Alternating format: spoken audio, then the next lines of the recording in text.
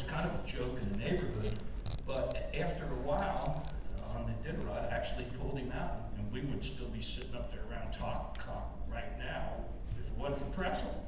So, great little dog. Yeah, those dogs are priceless. 2009, we had a storm for 2 days on the Yukon River. I mean, not only was it windy, it was cold. And were you in 2009?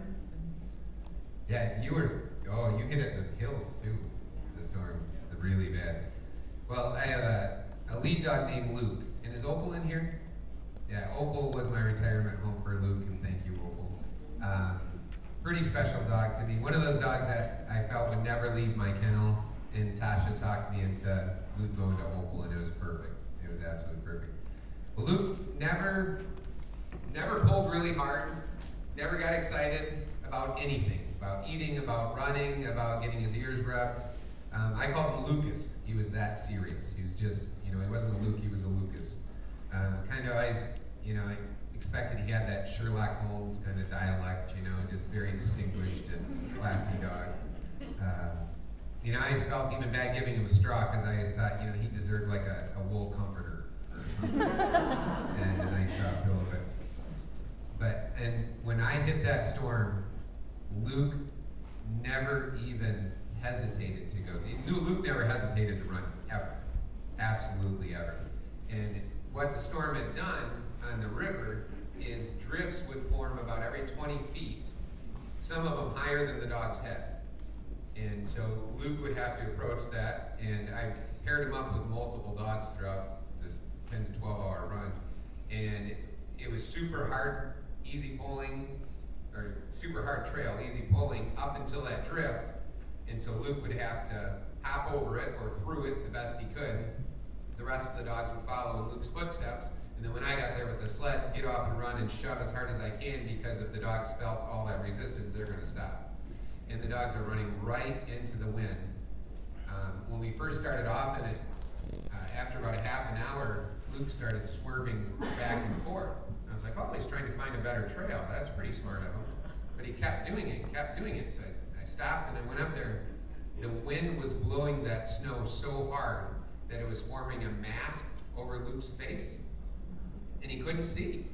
It had formed like an ice mask over him. So, yeah, and when I saw this, I was, I got to turn around. This isn't good for the dogs. And I look back at the rest of the team, and they're all rolling in the snow, playing with each other, like, this is the best day ever. Of course, Lucas is too serious to do that. You don't roll around and play in the snow. So he was just standing there and go up there and brush, the ice mask off him. He's ready to go again. And so about every half an hour, go up there and give him a scratch on the ears and knock it off.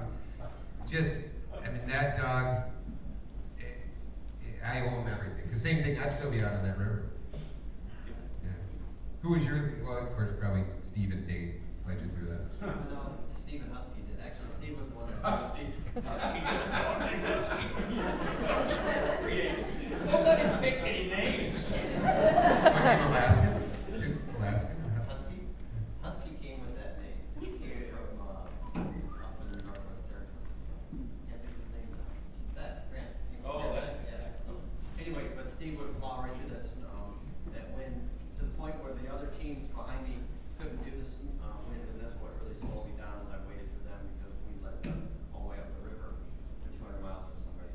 And anyway, learned the hard way, trying to help people out. We did, until he scratched. So luckily we did. But Steve was great in the wind. He just plowed the wind. There's something about the wind that's different when it's 40 miles an hour in their face, whether they're going to go forward. And it's not a, how big are your cojones thing. You just got to go that way. What's the choice? You scratch, you go forward. And I don't like to scratch. It's not fun. Yeah, I was going up the river. Jake Berkowitz.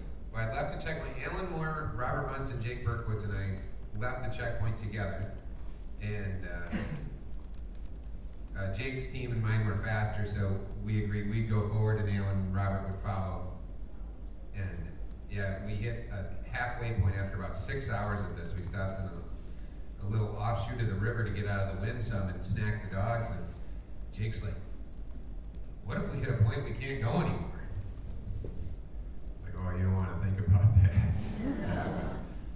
That was the scariest weather I've ever been in. That was awful. Yeah, it was great. We were a tandem team there, and we got up 40 miles out of, what's the first, Grayling.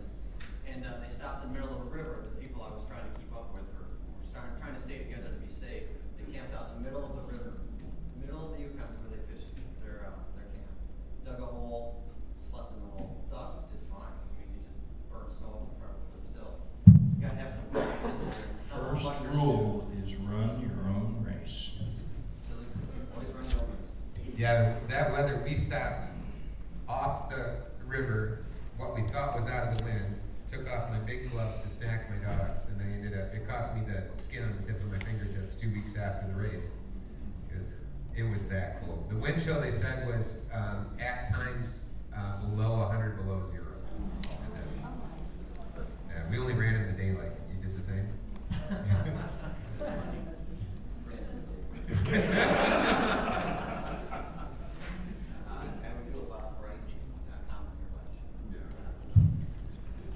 While they were fighting a minor blizzard, I remember there's only 2 times that I know, I'm going to one up you guys, that they ever stopped the race. Okay? And in '93, they actually stopped the race and held everybody at every checkpoint until they could gather them up and make sure everybody was safe. They decided to stop the race an hour after I left Shaktoolik. The first year I went across the ice, this is almost the same thing, but I know that story. Joe, she called Joe and says, Joe, it's wind and blowing, it's nasty, and should I go? And I know Joe. He probably thought, well, yeah, go ahead, you know. I can always get the weather.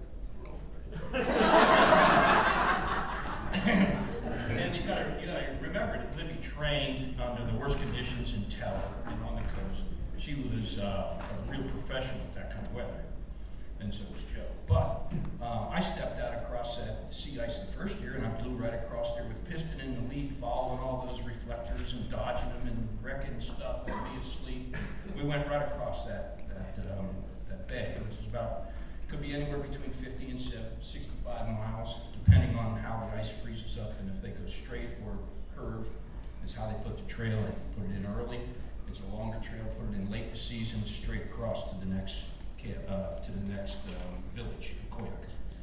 The second year, I decided, well, it's not blowing that bad, and I could get a little advantage here. I'll just move out onto the ice and I'll get going. Well, an hour after I left Shaktoolik, they stopped the race.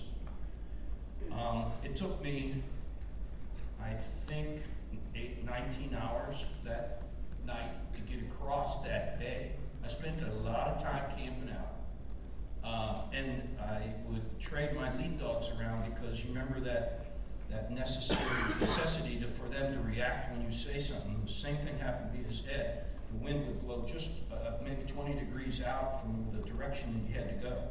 You didn't want to go so far that you miss marker. Because out there you could wander off and it would take them a week to find you. Especially if you wandered off that way. Take them longer a week. Yeah, they never find you. So, yeah, take a month. So you were extremely paranoid about losing those markers, and they weren't like they were the last few years where they were on top of each other. They were little bushes with little ribbons tied to them. So if you lost a marker, you needed to look for it. And I always had a big headlamp. I'd get it out, spotlight, shine it out there until I found that marker, and then I'd aim them toward it. The wind was blowing about 15 or 20 degrees out. You would have little rills of snow, and that's what you were doing, is marching that dog over.